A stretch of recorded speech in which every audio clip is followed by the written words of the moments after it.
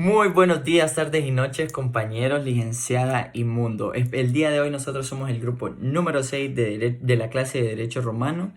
Estamos integrados por las compañeras Kimberly Zelaya y la compañera Andrea Lanza y su servidor Alejandro Erazo con número de cuenta 32111698. El día de hoy yo les voy a hablar sobre lo que es el contrato en Roma.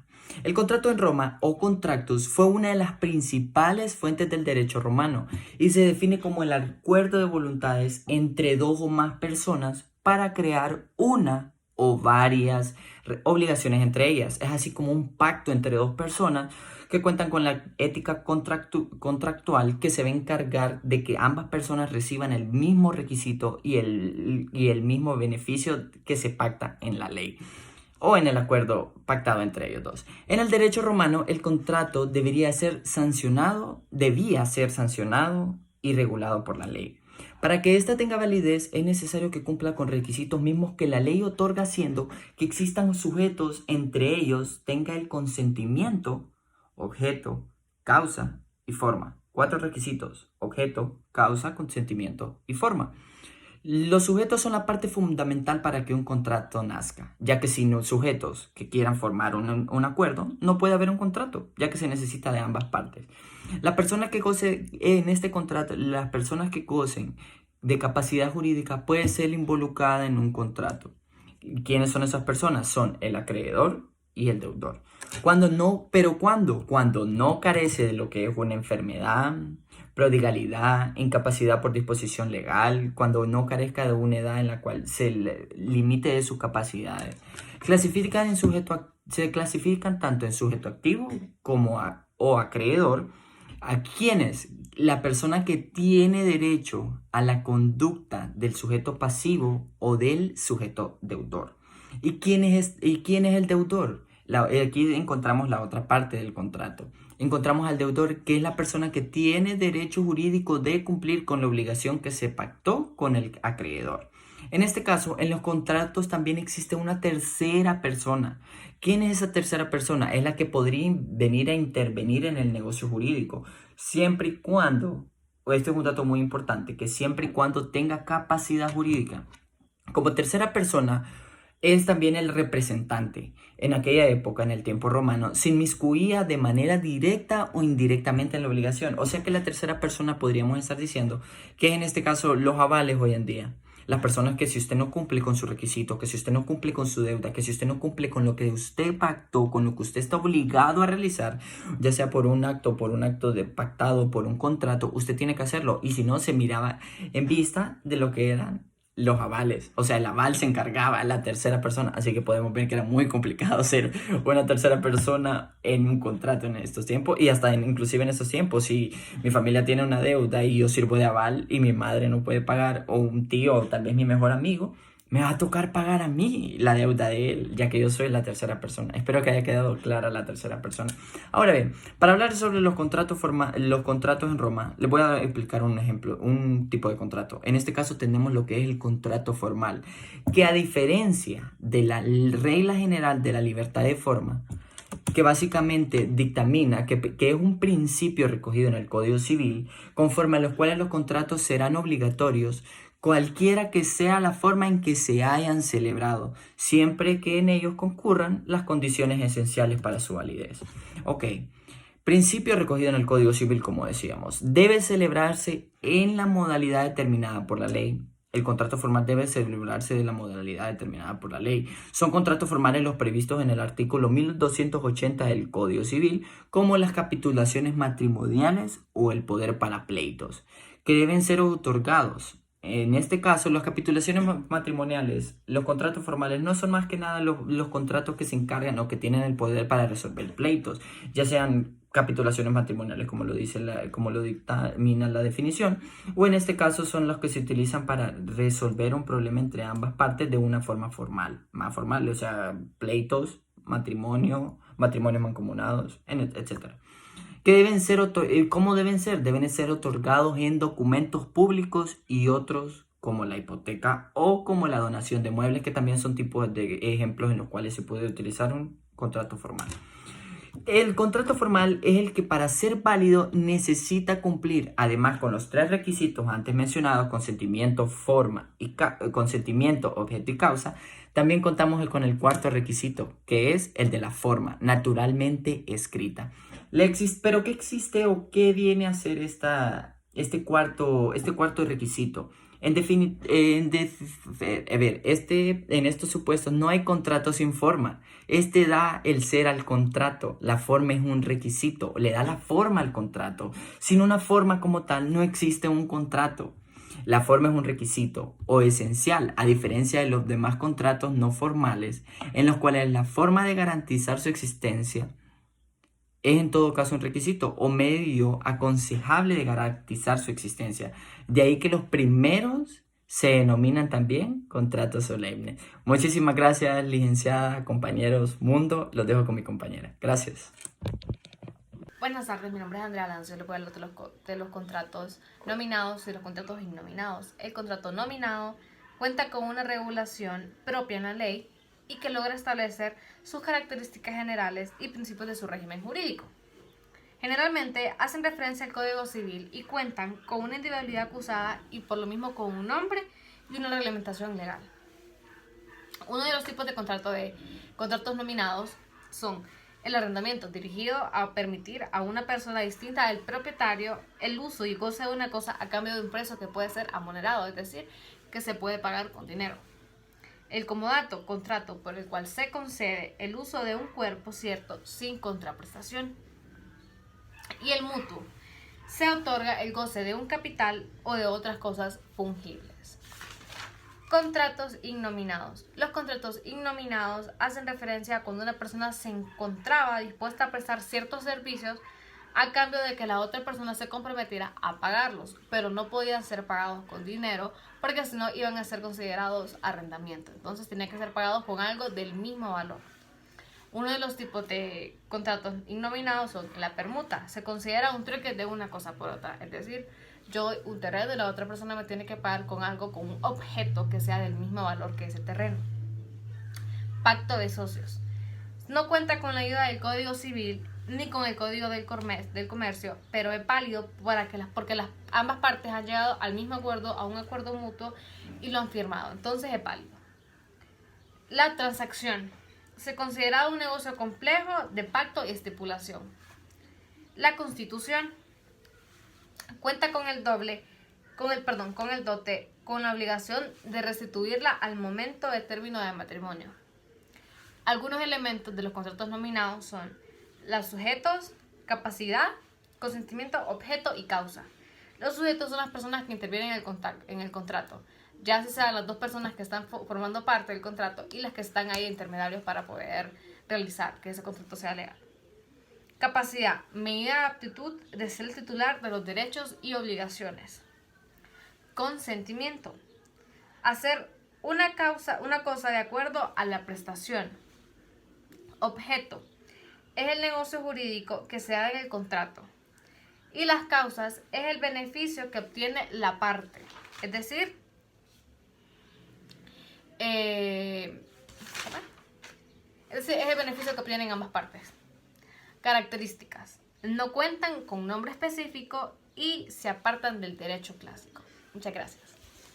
Buenas tardes, mi nombre es Kimberly Zelaya. La parte que a mí me corresponde exponerles es sobre los contratos reales y los contratos consensuales.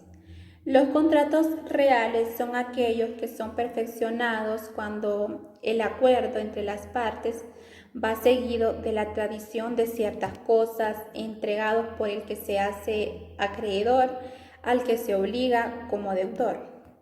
Existían 4 clases de contratos reales: el mutuum o préstamo de consumo, el comodato o préstamo de uso, el depósito, la prenda o pinus.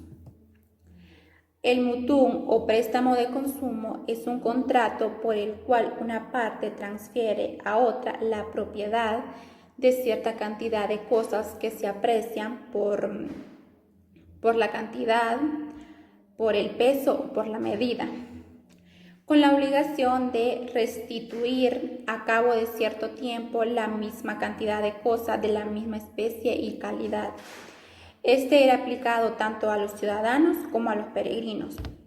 La característica especial de este contrato, por sobre los demás, es que este es el único donde se transfiere la propiedad de las cosas. El comodato o préstamo de uso. Este contrato es por el cual una persona, el comodante, entrega gratuitamente la posesión de una cosa a otra persona, al comodatario. El comodatario para servirse de ella y devolverla después de haber hecho el uso convenido. Es un contrato esencialmente gratuito. Si hay remuneración es nulo.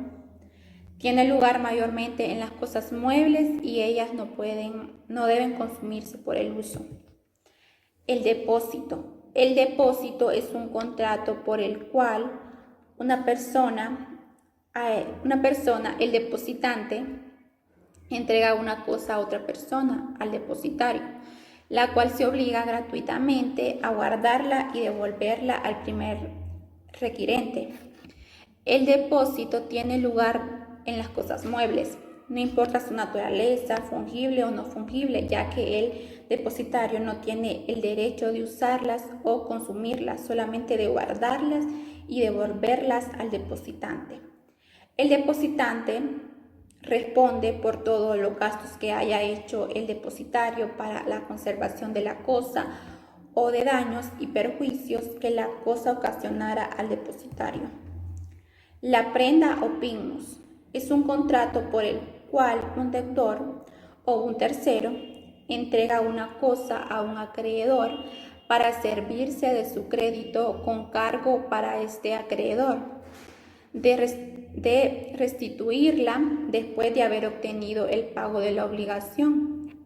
Este contrato es diferente de los demás porque este es accesorio con el fin de garantizar una obligación. Se perfecciona con la entrega de la cosa al acreedor, quien solo recibe la posesión de la cosa y no de la propiedad. Los contratos consensuales son aquellos que se forman por solo el acuerdo entre las partes, solo consenso. Existían 4 clases de contratos consensuales: la venta, el arrendamiento, la sociedad y el mandato. La venta es un contrato bilateral que tiene lugar cuando dos personas convienen en procurar a la otra la libre posesión y el disfrute completo y pacífico de una cosa determinada, mediante el pago de un precio fijado en dinero. Por ejemplo, la venta de una casa. Este es un contrato sinalagmático.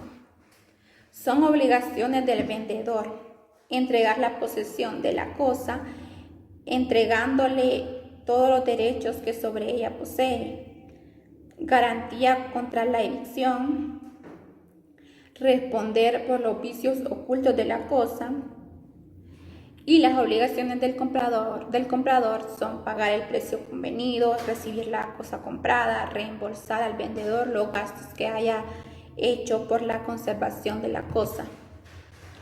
El arrendamiento, locatio conductio, es un contrato por el cual una persona se compromete con otra a procurarle el goce temporal de una cosa o ejecutar por ella cierto trabajo mediante una remuneración en dinero, por ejemplo, la renta de una casa.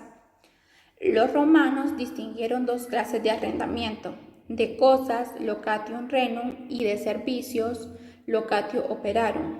El arrendamiento es también un contrato sinalagmático. Las obligaciones del arrendador. Está obligado a entregar al arrendatario la cosa y ponerla a su disposición para que pueda usarla y disfrutarla de acuerdo a lo convenido en el contrato. Debe hacer reparaciones necesarias para su conservación y responde por los daños y perjuicios ocasionados. Las obligaciones del arrendatario. Está obligado a pagar el precio convenido del arrendatario, a restituir la cosa al arrendador al término del contrato, y responde por todo deterioro que por su culpa o dolo sufriera la cosa podía subarrendar a menos que no hubiera prohibición. O sea que si el arrendador no ponía en el contrato no pone una cápsula en el contrato donde prohíbe que el arrendatario no pueda subarrendar, se le está prohibido al arrendatario que lo haga, pero de lo contrario no. Extinción del arrendamiento. Expiración del plazo fijado, mutuo consentimiento de las partes, falta de pago de la renta durante 2 años, pérdida de la cosa arrendada por el abuso o deterioro de la cosa, por necesidad del arrendador o propietario de usar la cosa arrendada para vivir en ella o hacer reparaciones necesarias. La sociedad. La sociedad es un contrato por el que 2 o más personas se comprometen a poner ciertas cosas en común para sacar de ellas una utilidad apreciable en dinero. Los elementos constitutivos de la sociedad son el acuerdo de los socios, las aportaciones recíprocas que podían ser en dinero o en especies. El fin debía ser lícito. Por ejemplo, se podría decir que un contrato de sociedad es los acuerdos que se dan en empresas o en corporaciones. El mandato es un contrato por el cual una persona se da encargo a otra persona que acepta realizar gratuitamente un acto determinado o un conjunto de operaciones. El que da el mandato es el mandante y quien lo recibe es el mandatario.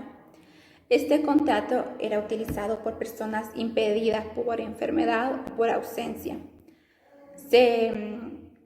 Se era válido cuando eran gratuitos, cuando debían ser lícitos y cuando el fin era de interés pecuniario.